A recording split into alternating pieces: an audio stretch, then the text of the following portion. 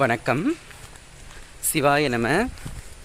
சைவ உலகிற்கு முன்னோடியாக இருந்த காரைக்கால் அம்மையாரினுடைய மகா குரு பூசையாகப்பட்டது வரும் 2, 3 ஆகிய தினங்களில் அம்மையார் முக்தி பெற்ற தலமாக விளங்கக்கூடிய திருவாலங்காட்டிலே நடக்க உள்ளது. நம்முடைய தமிழுக்கு, தெய்வ தமிழுக்கு தொண்டாற்றிய ஓர் மாதரசி காரைக்கால் அம்மையார். காரைக்காலிலே பிறந்து கைலாயமலை சென்று